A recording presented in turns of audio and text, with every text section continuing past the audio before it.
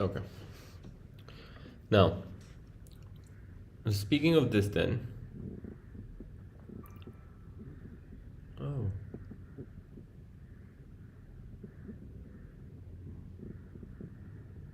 I didn't know that. All right. So, right.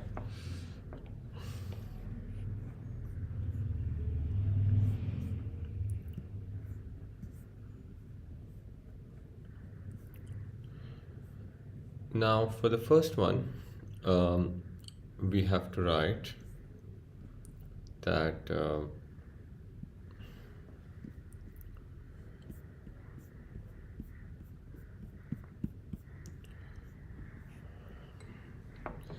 the symbol we use for alpha particle is A, or A 4 2 plus 2, we'll use it like this, or helium 4 2 plus 2. That's all these symbols are used. For beta particle, we use 0 minus 1 and or 0 positive 1. Now this one is for the electron and this one is for the positron, but for now just we're gonna only follow this one. We'll look at positron in a bit. Now gamma is just a ribbon like this.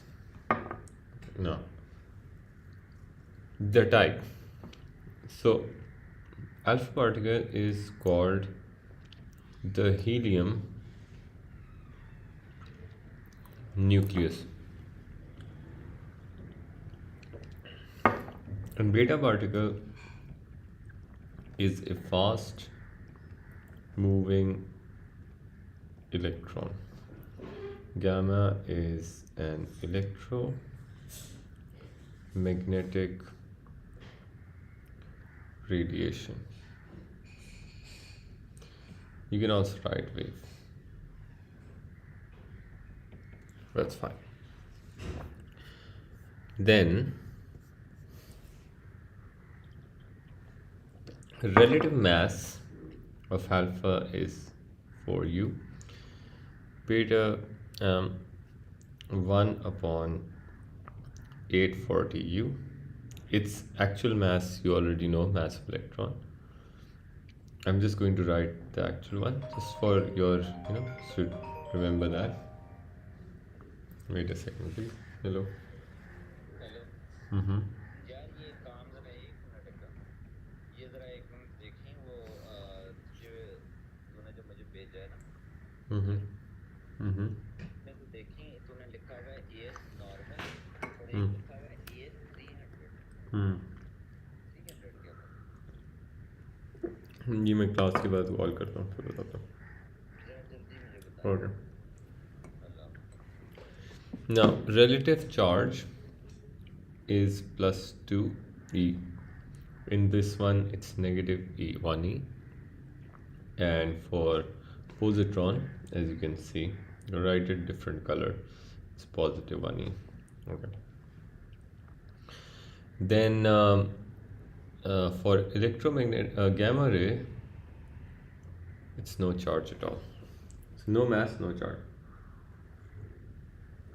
Is it clear, everyone?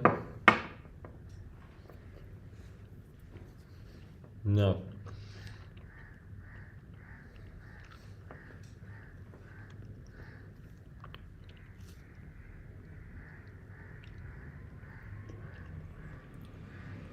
So the penetration of alpha is very low and it is topped by paper as well. It's very small. Beta particle, it is moderate and it is topped by aluminum, and gamma is very high, so it can be reduced by lead, but it can never be fully stopped. Now, about ionization.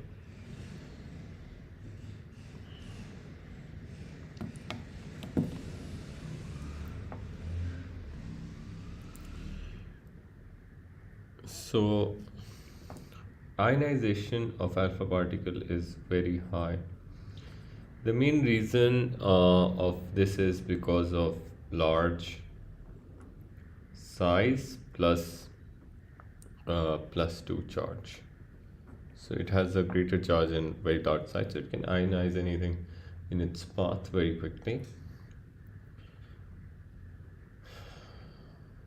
For beta particle, it is moderate. The reason is it is small, plus it has a -1 charge. So that's the reason for ionization, right? Yes. So it's basically the reason why alpha can ionize quickly than beta, because of the size. The size is huge. So when it's passing through air or anything, it can ionize very quickly. And charge is stronger as well. That's why. Magnitude wise. And gamma has little to no ionization. The reason is it's not charged, and the only form of ionization it can do is that it can knock off an electron from something, right? So probably that, nothing else. Now, range. Range of this is very low, and these numbers you need to remember. 50 to 100 centimeter, that's the range. They may ask you this, okay? It has a moderate range, and that's basically 2 to 3 meters it can go. Now again, the range of alpha is low because of getting ionized or ionizing stuff around it very quickly. Also, the other reason is it's heavier. For electromagnetic radiation, gamma, it is unlimited range. It can go forever. Now, the speed, remember, it's up to 10 raised to power 6 meters per second. That's the speed. It's up to 10 power 6 to 10 raised to 8 meters per second. And the highest is obviously electromagnetic radiation, which you already should know, that 3.0 times 10 raised to 8 minus 8 meters per second is the speed of any electromagnetic ray. Similarly for the gamma as well. All right. If you guys have any questions, do let me know. Hamad, Aman, Aisha, Zohail, Khadija. All right, now let's go forward. So then we got like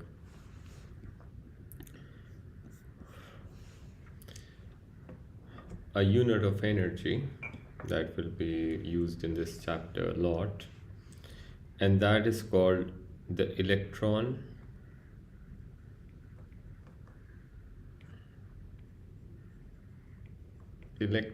volt. Electron volt is a unit of energy to make very small numbers manageable.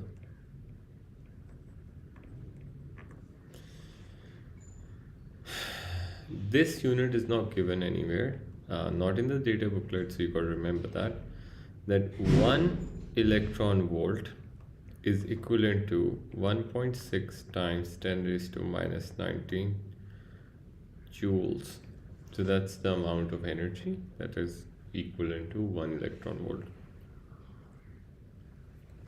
Now, for example,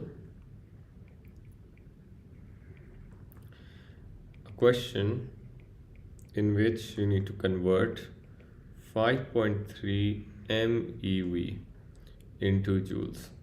Now, do not get scared. What M means here is mega. Okay. Sir, what did you write? The unit of energy to make very small number? Manageable.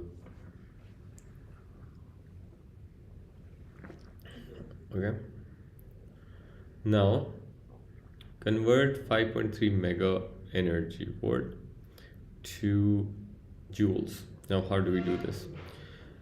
Now, first of all, when you write this, you should remove anything that's mega or kilo or anything like that. So 5.3 mega electron volt means 5.3 times 10 raised to 6 EV. Like that. Okay.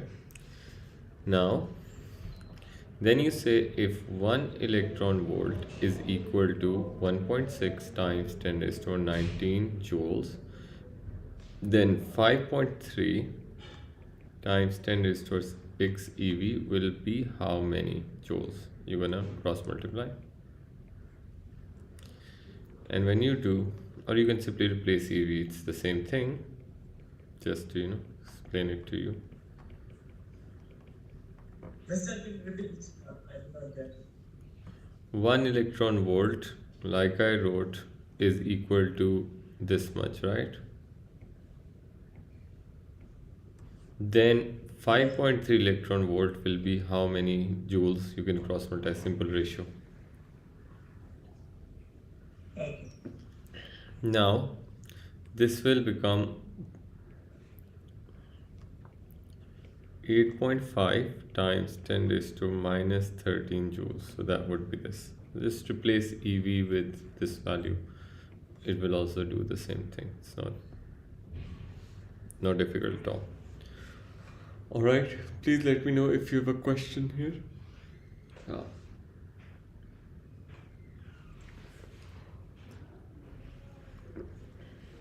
Cool.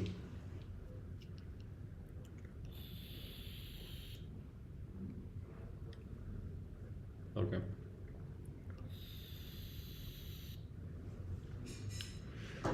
Now, since we have done like all the types of radiations, we have done, existence of how atom model is and stuff like that. So now we can go deeper inside and we can talk about the fundamental particles. Okay. Hamad, are you getting this? And Aman, Khatija, Aisha, Swail. Yes, sir. Okay.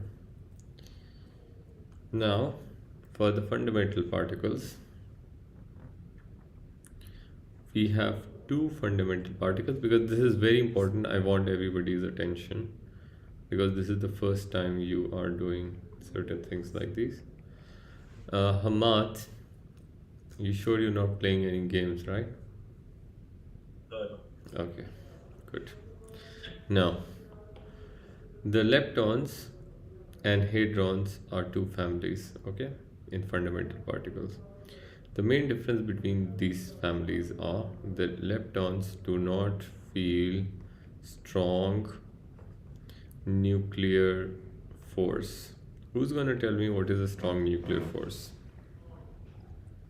Sir, it is the pull of the gravity. Pull of gravity. Very good. That's absolutely wrong. Sir, I said pull of the nucleus to the electrons. Yeah, it's a force that binds or keeps the nucleus binded together. Alright. So if leptons do not feel strong nuclear force, that means that leptons do not live within the nucleus. Now, the other family, it's called hadrons, which feel strong nuclear force and exist within the nucleus. So basically they live inside the nucleus, as you know. Leptons do not have any further smaller families, but hadrons can have two of them. Sir, what do you mean by exist within the nucleus? They live in the nucleus. That's how they feel nucleus force, right? Nuclear force strong. Okay. That's okay.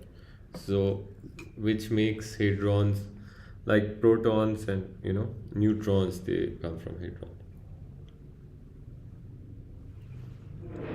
Now, within the family of hadrons, we have the first family, which is known as the meson, and the second family, which is known as baryons.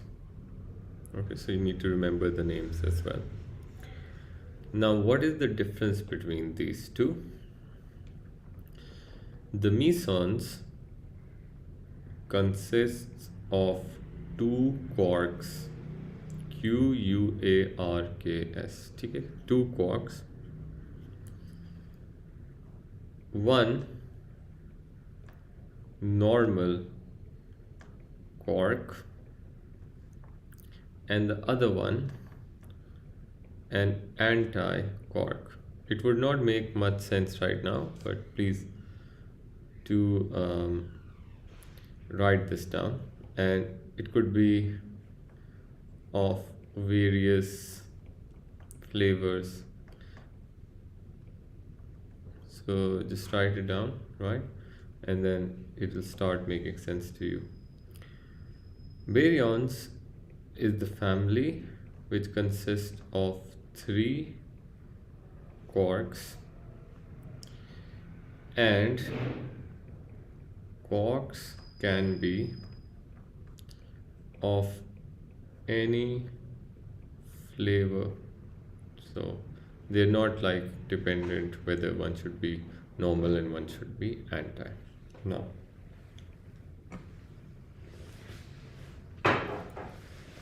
Sir, what is flavor in this case? I'll tell you. Hold on. Now, all this family, hadron, basically, all this family, both of them are made up of quarks. Quarks is the fundamental particle that we know today. Nothing is smaller than quark, right? That belongs to hadron. Now, let's talk about leptons and their variations first, and then we're going to talk about the quarks. Now, if you basically put your notes in landscape mode, like put it like elongated, so you will be able to fill in the table. Now, leptons. In leptons, we're going to talk about particles, we're going to talk about their mass, and then we're going to talk about their charge. Then we have anti-leptons. Again, for anti-leptons, we're going to talk about particles, their mass, and their charge. Let me just write it with a certain gap. Just give enough space between them, right? Now, although there are 6 leptons, but in your course there are only 2. The first one is an electron, which has a mass of 9.11 times 10 raised to minus 31 kg, and the charge in electron is minus 1 e. You already know this. Then the other lepton is electron neutrino, its mass, there is mass, but we consider it approximately 0, and the charge is also approximately 0. So no charge, no mass, right? In this one, there is no charge, so equal to 0 and approximately 0. Fine. With respect to anti-leptons, we have basically the first one is the positron.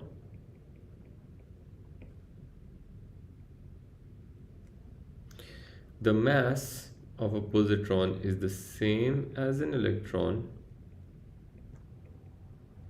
but the charge is positive 1e. It is a positive particle. Then the other anti-lepton is anti-electron neutrino. The mass is the same, approximately 0, and no charge as well. Now, so what really makes them different? I would like to tell you one thing that you can see is the electron has a symbol like minus e, and positron is e positive, so you should remember that it's not proton, it is just antiparticle to an electron. Now, antiparticle and particles are like this. So if you see two persons like this, and let's carbon copy it.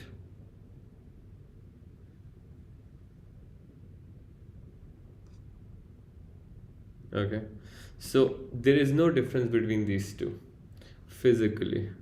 So how do we know whether it's an antiparticle or this? So in a particle, any particle or antiparticle, what you guys need to remember is that same physical properties, right? Color, mass is same, right? Shape is same, everything is same. The one different chemical properties, like, which means that one is positive, so other is negative, like that, right? So that is the main difference between a particle and an antiparticle. You just need to remember that for your level or your syllabus. That's enough. All right, now leptons are only 2. We don't need to get into more, but we need to do full quarks. So there are 6 quarks and we need to do 6 quarks together. Quarks are hadrons, as I told you already. And again, we are going to look at the particle. Mister, what are quarks? What did you say? Hadrons. We just did hadrons. Okay. I know. And we are also going to learn about antiquarks, right? Antiparticles. So we're going to write their names. We're gonna check out their mass and charge.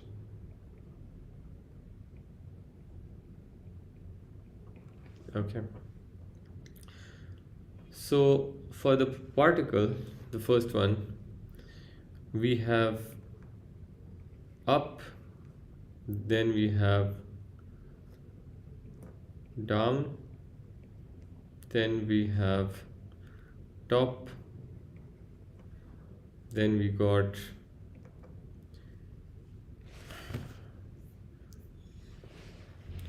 bottom, then we got charm, and then we got strange.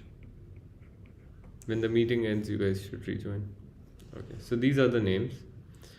The symbols are U, D, T, all in small letters, P, C, and S, like that.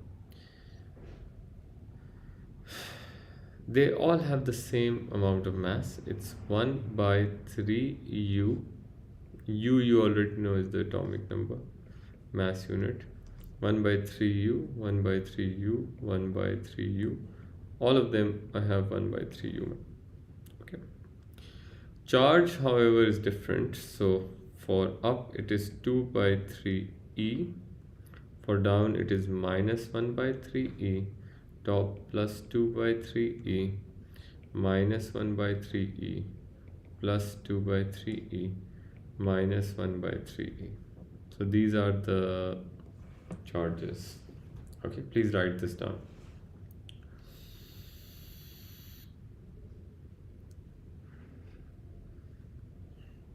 Now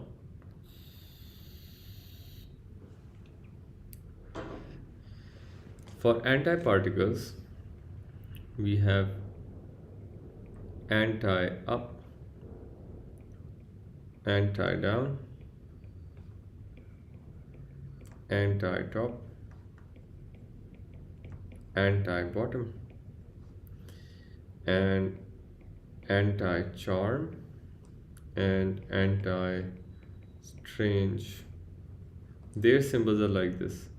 For if you want to know when it's anti-up and up, anti-up will have U dash on it, like D dash on top of it, like top dash, B dash, C dash, and S dash, like that. Okay, so the dash tells you whether it's also on the top one. I forgot to write here. The symbol is like neutrino is written as V and small e, and anti-neutrino is written as V small e top dash, like that, just to show you that's electron neutrino. Sometimes because there are no other ones, so you can just get away with V as well. Now the mass, like I said, antiparticles and particles have the same physical properties, so their mass is also the same. But naturally their charge is going to be opposite. Like now up will be minus 2 by 3e, down will be plus 1 by 3e, minus 2 by 3e, plus 1 by 3e, minus 2 by 3e, and plus 1 by 3e. Now the bad news is that everything that I've written on the screen needs to be memorized. How do you guys feel about it?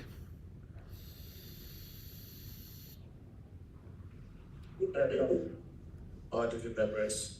Okay, but the good news is that I have a way to memorize this. I can write it without thinking. The reason is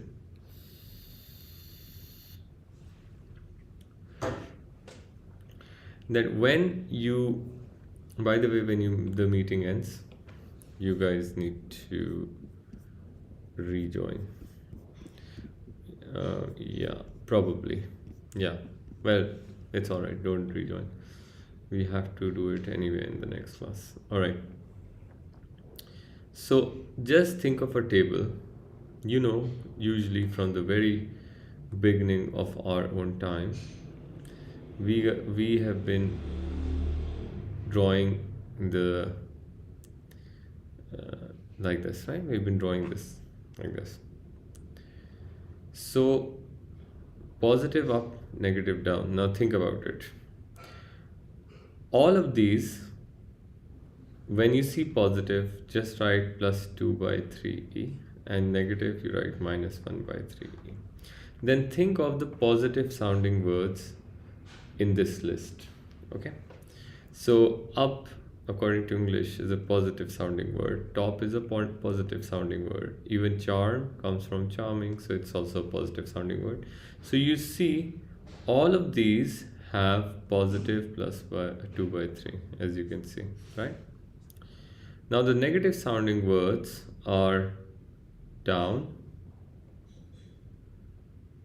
bottom, and strange, and all of them have minus 1 by 3. So basically what you need to learn is, you just need to learn these values and their names, and once you do that, you just need to see in your head, okay, if up is a positive sounding word, it means it's plus 2 by 3. If you see an anti-up, you can switch the sign and it's the same thing. But you don't have to remember all the list if you just remember this, just this. Is that clear, everyone?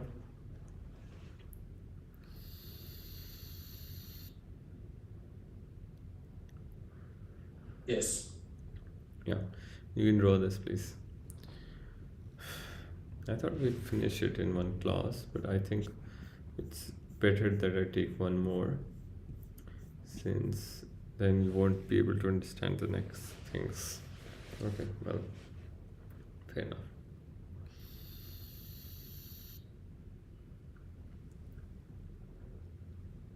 Why?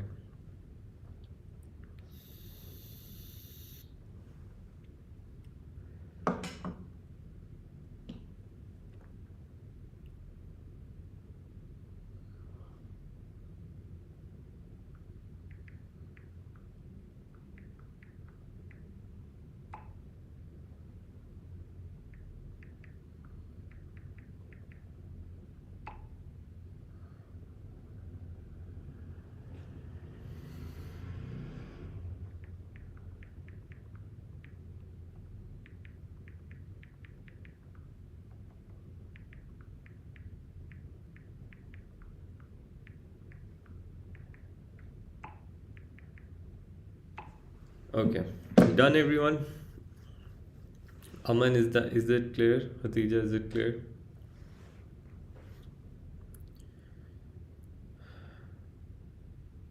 Yes, sir. Clear. Okay, Yes, sir. very good. Aisha and Ahmad. Yes, sir. Okay, very good. So here, everything is clear. All right, now I will see you people in the next class then. Bye. Okay. Have a nice day. Bye, sir.